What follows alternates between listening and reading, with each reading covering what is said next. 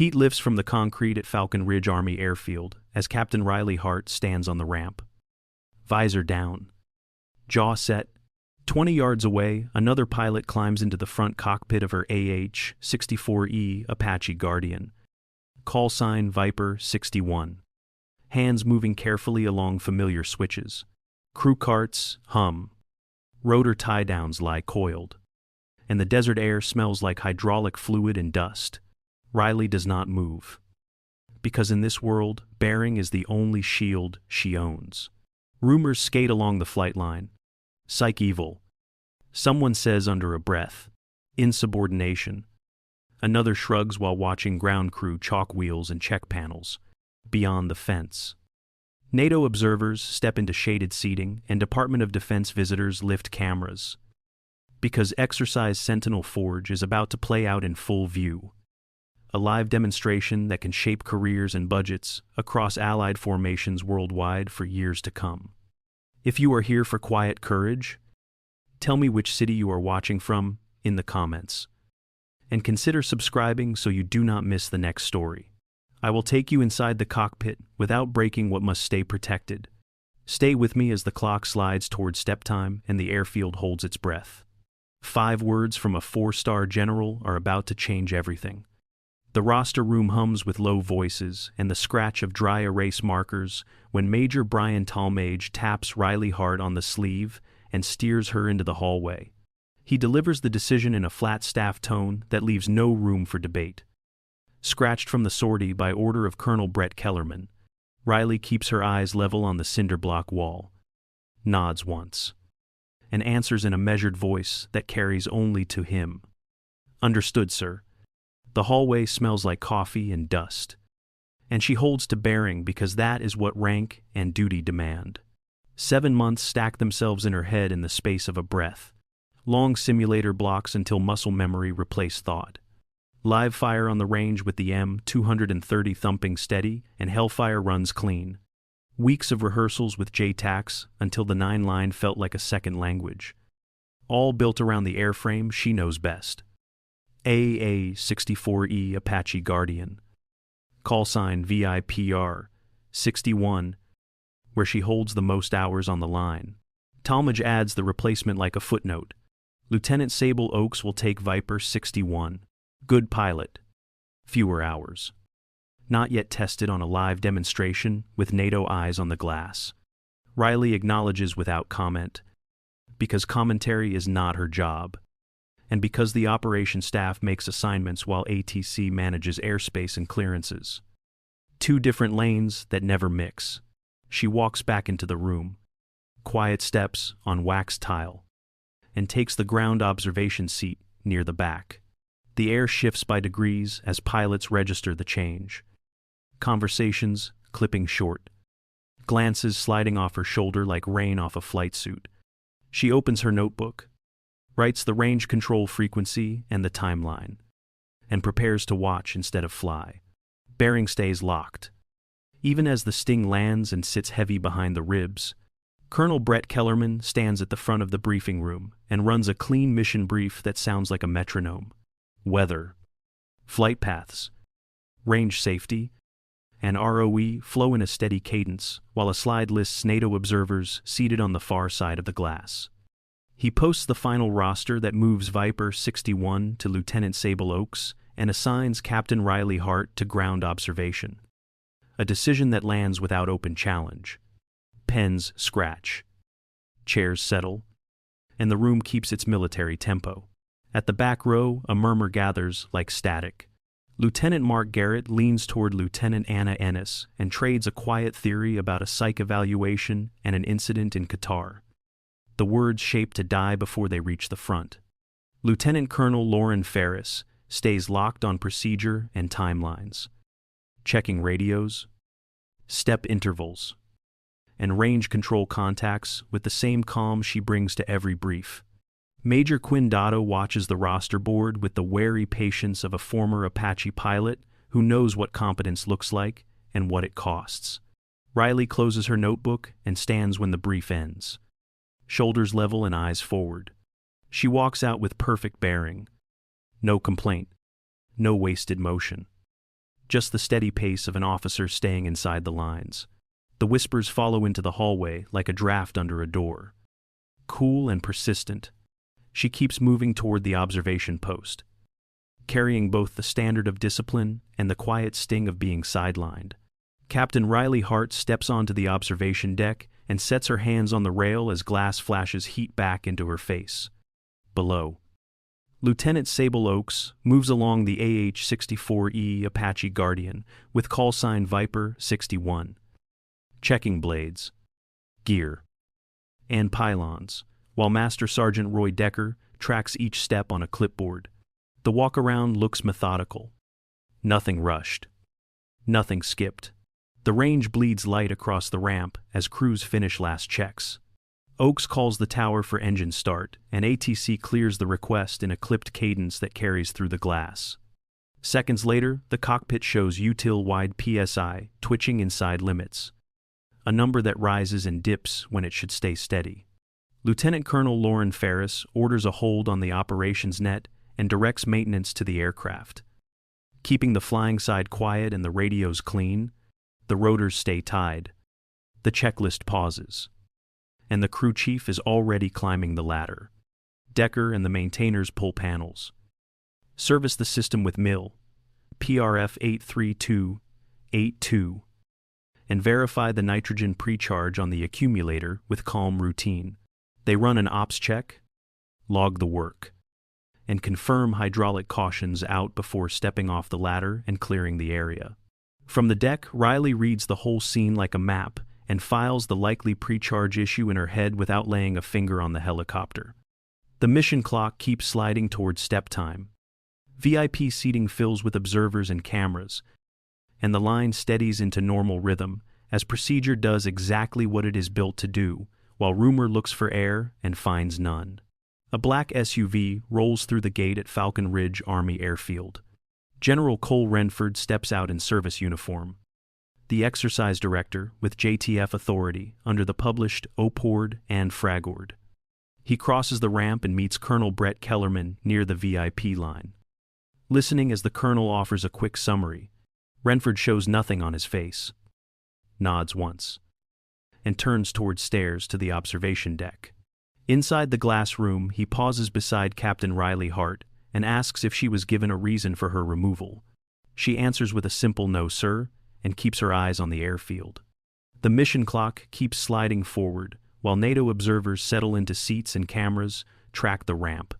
Renford studies the board, the ops log, and the crew notes, then makes his decision with the same quiet certainty he brought onto the ramp. He switches to the operations net and announces that he is assuming operational control of Exercise Sentinel Forge, effective immediately under the exercise order. He directs Colonel Brett Kellerman, Major Brian Talmadge, and Lieutenant Colonel Lauren Ferris to report to the tower at once. Air traffic control retains all clearances while Renford's orders apply to operations, tasking, and command relationships. A line that stays bright and respected. Relief mixes with a hard edge of tension across the deck as a real decision-maker takes the helm and sets the stage for correction without theater. General Cole Renford keys the operations net across Falcon Ridge Army Airfield and directs Colonel Brett Kellerman, Major Brian Talmadge, and Lieutenant Colonel Lauren Ferris to present documented grounds for removing Captain Riley Hart within 60 seconds while the mission clock keeps moving. The deck holds its breath as staff pages flip and screens stay blank. No packet arrives. Renford waits the full count, then confirms on the net that no documentation has been provided and that the exercise will proceed under his authority. He announces a lawful limited disclosure guided by the original classification authority to correct the record and protect essential details. Then he speaks 5 words that tilt the base on its axis. She flew the classified run. The room absorbs the phrase like a sudden pressure change as radios hiss and crews pause mid-step without breaking procedure or safety. Only the minimum facts follow. 14 weeks earlier, Riley Hart flew an interdiction mission in the Qatar Basin under radio silence and without aerial support. In an AH-64E Apache Guardian, she suppressed multiple firing points and held a corridor while a UH-60M Black Hawk executed the extraction of a pinned reconnaissance team. She returned to base with low fuel and controllable battle damage. And the Apache did not carry passengers at any time. Air traffic control continues to own clearances on tower and ground, while Renford operates on the operations net that governs tasking and command relationships. That line stays bright and respected. The ripple moves outward across pilots, crew chiefs, and NATO observers as rumor yields to respect. Cameras lower, notebooks open, and the flight line settles into a steadier rhythm as vindication lands without theatrics and the work of the day resumes. Captain Riley Hart crosses the hot ramp toward AH-64E Apache Guardian Viper 61, while the base settles into a quiet that feels like focus. The limited disclosure has drained the noise from the edges, leaving checklists and breath. On the operations net, General Cole Renford authorizes mission profile unchanged and execution at pilot discretion. Master Sergeant Roy Decker confirms maintenance completed servicing and an ops check with hydraulic cautions out, then clears the area with a nod. Riley climbs the ladder and slides into the rear seat. Harness snug, helmet seated, cords routed clean. APU start comes first. Gauges steady. Electrical online. Engine 1 to idle. Then engine 2. Temperatures and pressures in the green. She moves through MFD setup, checks FCR and TADS pages, verifies weapons page safe, and confirms radios and range control presets. She runs the flight controls check with a deliberate hand. Cyclic, collective, pedals. Each response crisp without lag. Performance numbers are reviewed against weight, density, altitude, and expected winds. No surprises hiding in the math. On the ramp, a line of pilots and NATO guests watch in silence as cockpit discipline replaces rumor with routine. Tower owns the next moments and keeps the cadence tight. Viper 61 is cleared for engine start, then cleared for departure when the rotor system reaches full RPM and systems stay clean. Riley eases into a hover pause, holds it steady, and checks power margin and instruments one last time. She taxis to the line, turns into the wind, and lifts smoothly. A clean climb that says competence restored and a unit returning to standard under proper authority and procedure. Viper 61 checks in on the range net over the desert and receives clearance from the controller, while ATC manages traffic on separate frequencies. Riley levels at a safe altitude, confirms hard deck and lateral limits, and builds her workflow. The aircraft systems show green across engines, hydraulics, and electrical. She slides behind a ridge to set up Pass 1. Pass 1 is a SEAD run against SHORAD mock sites that are arrayed along the valley floor. Using terrain masking, she pops up long enough to let FCR build a target list, then refines with TADS to confirm aim points and priorities. AGM 114R Hellfire launches in sequence on the highest threats, staggered for battle damage assessment and sensor reacquisition. Controlled M230 30mm bursts suppress remaining emitters, while she respects trunnion limits, hard deck, and lateral boundaries.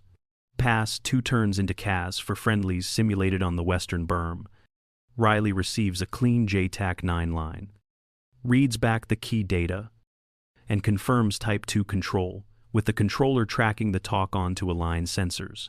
Cleared hot follows, and she drives the sight picture through the designated mark, delivering a Hellfire on the first target group and short, accurate 30mm strings on the second while maintaining deconfliction, friendlies, safe distances, and timing that keeps the lane open. Pass 3 is a demonstration gun run. She sets in with smooth pedal work and a stable TADS image, then uses short, precise bursts that land inside the target box while watching airspeed, torque, and rate of descent. The brake turn is disciplined and held within G limits, with altitude never dipping below the hard deck. She calls inbound to the pattern, lands to the line, and performs a by-the-book shutdown while NATO and DoD observers watch a day's work close the loop on professionalism through accuracy, safety, and calm. Captain Riley Hart completes the shutdown on Viper 61 and kills the switches in sequence, then pulls the canopy and steps off the skid into the dry heat. The ramp goes still, in that way flight lines do when work gives way to respect. She tucks her gloves into her helmet and clips it to the bag. Breathing evens as the rotors bleed off and the desert quiet settles. Pilots and crew ease into a line along the taxi stripe without a word. Lieutenant Sable Oaks moves first. Chin up, hands open. The small posture that says she understands the weight of the earlier assignment. Riley answers with a steady nod that puts mission above ego and turns heat into calm. The moment lands clean, and the line seems to exhale. Master Sergeant Roy Decker meets them at the nose and taps the logbook with 2 fingers before handing it to maintenance. He studies the bird and then Riley. The look that says, real skill, shows in how a pilot treats the machine and the people who keep it flying. Tow bars click. Chocks slide. And panels open for post-flight checks as the sun drops over the range. Rumor finally loses its grip and trust takes its place on the ramp. The officers' club hums with low music and the clink of glassware after sunset, as about 40 pilots and a handful of crew fill the room. Conversations taper when Captain Riley Hart steps through the door, and people rise without a word. A quiet gesture that needs no ceremony. She gives a small nod and moves toward an open space by the windows where the airfield lights glow. The mood feels steady and expectant rather than tense. Lieutenant Mark Garrett and Lieutenant Anna Ennis step forward first and own the rumors they passed along earlier in the day. Riley accepts the apology and reframes the lesson with simple language that everyone can carry back to work. Silence can be classification, not guilt. Especially when missions intersect with authorities above the unit. Heads dip in understanding, and the room takes a breath. Riley shares only what belongs in open air.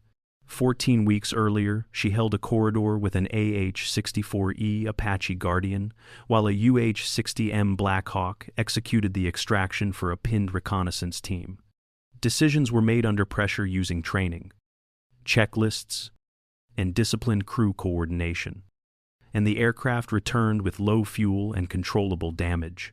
No sensitive details. Only the parts that teach. Major Quinn Dotto speaks next and admits he should have pushed back on the grounding decision. He frames it as an officer's duty to raise a hand when process and reality start to drift. The point lands because it is professional and humble at once. Riley thanks him with a look that says the room matters more than the moment. Conversations break into small groups around high tables and over coffee. Pilots compare notes on decision-making under stress. The clarity of a clean JTAC-9 line, and how to repair trust inside a formation, one honest action at a time. The last light fades over the airfield, while laughter returns in short, easy bursts. By the time chairs scrape and people head for early showtimes, rumor has given way to cohesion, and the squadron feels whole again. The inquiry convenes in the base conference room at 8:00 a.m. Colonel Paula Hendricks from JAG presides at the head of the table, with General Cole Renford seated nearby and Marcus Webb from the Office of the Secretary of Defense observing. Captain Riley Hart sits with a binder of flight logs, orders, and maintenance records arranged in clean tabs. The room feels like a courtroom without spectators. The panel begins with an orderly review of the classification chain and the guidance from the original classification authority. They walk through the legal basis for the limited disclosure used to correct the record while protecting sensitive details. The distinction between Air Traffic Control Authority and the operations net is recorded for clarity. Each jurisdiction stays in its lane by intent and by practice. Question rounds move in measured cycles rather than showy bursts. Timelines are tested against logs and radio recordings.